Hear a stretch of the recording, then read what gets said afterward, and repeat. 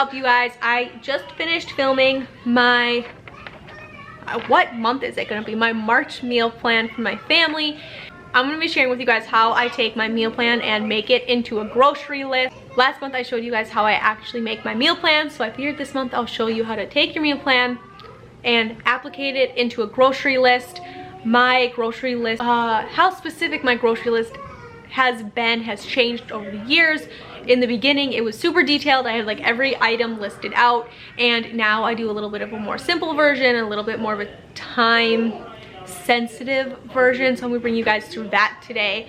All you're gonna need is a piece of paper and a pen. It doesn't matter if it's printer paper, some construction paper from your kid's art table, notebook paper, whatever you got, a paper and a pen, and let's sit down and do this. I'm gonna start my grocery list here with my notebook paper. I'm actually going to write down meat and cheese. These are my two super bulk items that I'm just going to need the most of, and I like to just count them out and have a number. So now I'm going to take my meal plan and I'm going to look at what meat I have on my meal plan. This could be just off my meal plan. I'm seeing I'm going to need Italian sausage. So I'm going to write down Italian sausage. I'm seeing chicken, so I'm going to write down chicken. I'm going to see ground beef, so I'm going to write beef, and so on and so forth. I'm seeing brat patties, so I'm going to write down brat patties. I'm seeing burgers, hot dogs. Right here I have my list of meats that I just pulled off of my meal plan.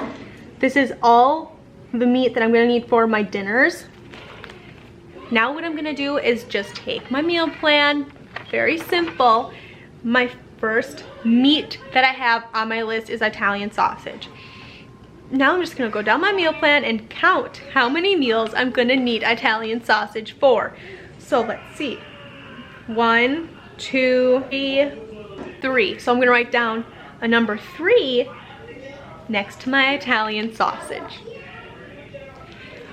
Rather simple. Next is chicken. So sometimes I want chicken breast and chicken thighs or chicken legs, and if that were the case I would be more specific. Like chicken, I usually write like chicken B for chicken breast, chicken T for chicken thighs, chicken D for chicken drumsticks. But this month all I'm really needing is chicken breast. If I want a whole chicken, I'll write whole chicken and then the number of whole chickens that I want. So I'm seeing 1, 2, 3. I like to get those big frozen, or those big bags of frozen chicken. So I know typically I can get 3, 4 meals out of a bag of chicken. So I just counted. I have 6 meals that I'm gonna need chicken for. I'm gonna write down 2 bags of chicken. And then I saw while I was looking for the chicken, I actually need kielbasa as well. I don't have that on my list of meats, so I'm gonna add kielbasa to my list. The next one I have is beef. I'm gonna want ground beef, right? So I'm gonna take my meal plan and I'm gonna count how many meals I need ground beef for, and then put the number next to the ground beef, so on and so forth. So I'm just gonna finish this out and then we'll come back because I think you guys have the idea.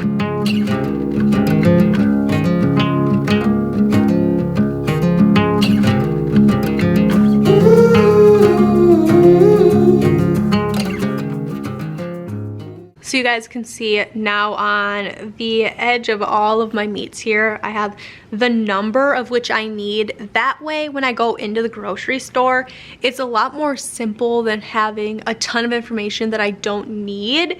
So I know when I go into the meat section, I'm gonna need 3 Italian sausage, 2 bags of chicken, 1 thing of ground beef, and so on and so forth.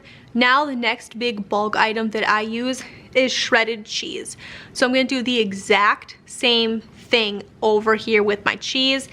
Not all cheese is the same. We're from Wisconsin, so we like variety. This is where I'm gonna put any sort of cheese that I need for my meals. I'm gonna do the same thing here. I'm just going to look down my meal plan and do the exact same thing. I know I'm going to need Colby, mozzarella, cheddar, Mexican. And I know I'm gonna need Parmesan. I know right off the bat I'm gonna need 2 things of Parmesan. I've been going through a lot of that lately. Now for my Colby, I'm just gonna do the same thing and count. It's not as complicated as people like to think it is. I'm gonna see 1, 2, 3. Mozzarella, I know I'm gonna need at least 2 of those big 5-pound bags. So if you really wanted to be specific, you could write the poundage that you want. I'm gonna write 5 pounds. Cheddar, I think, let's see and count. I'm only gonna need 1 of those, so I'm gonna put 1 cheddar. Mexican, this is going to be the big one. I know just off of my meal plan, I have a lot of Mexican themed dishes this month, so we're gonna count. 1, I'm gonna do 5. Typically where I stop my grocery list is just my meat and my cheese. Those are my 2 big bulk items that I'm gonna need. However, I do usually type in a 3rd category, and that is for any special ingredients, especially if I'm trying a new recipe or I ran out of something really random in my cupboard that I don't run out of all the time, like soy sauce or something, and I know I need that. I'll write that under that category. Or it's like, don't forget me, hello, like you're not gonna be able to make this recipe without me. If I'm planning on making cookies with the kids or brownies or something like that, and I ran out of something really random like shortening or cornstarch or something like that, I'll write that here. This is really the don't forget me stupid category that I leave for myself.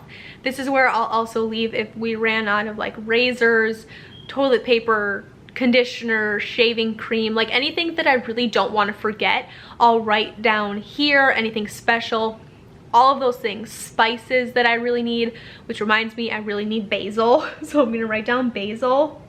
Now if I'm looking at my meal plan and I see that there's anything else I need bulk items for, like I'm seeing I'm going to need a lot of extra pastry dough, just because I have a couple recipes that call for them.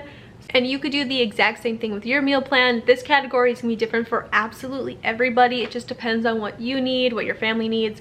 But yeah, those are the 3 categories I typically make. Everything else I pretty much do off of memory, or I stock up of everything else kind of at once, and then I don't have to buy it again until my freezer is pretty much empty or my pantry is empty.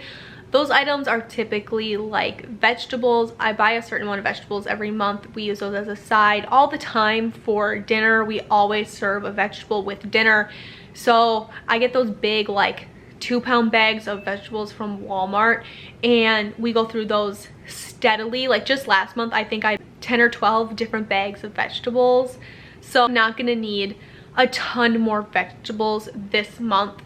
It's kind of hard to explain. In the beginning, I will actually made a video on how I make my grocery list off of a meal plan.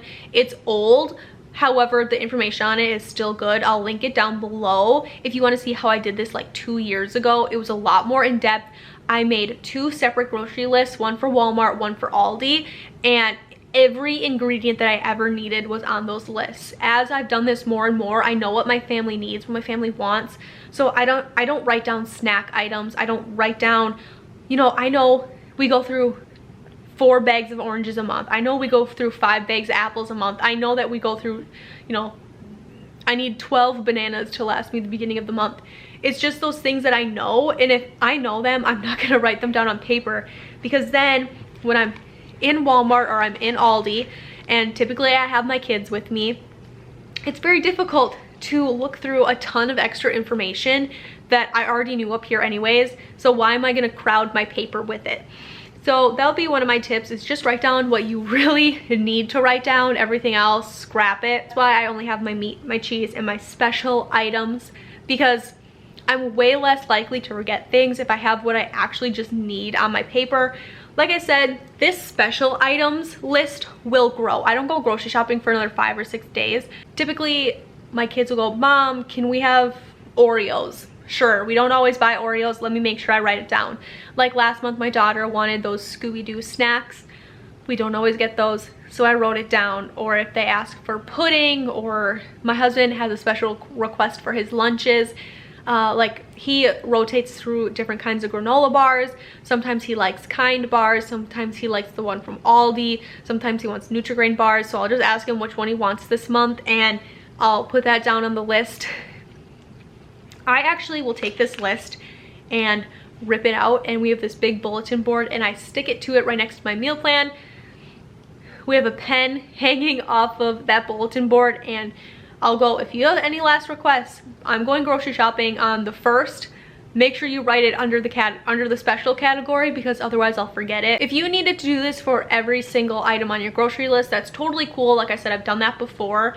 What I would recommend though is doing a meat section, a dairy section, a canned goods section, and just try to keep them all as separate as possible. Try to have them be somewhat organized, and then do the same system. Write the item, write how many you need. Just try to keep it somewhat simplified.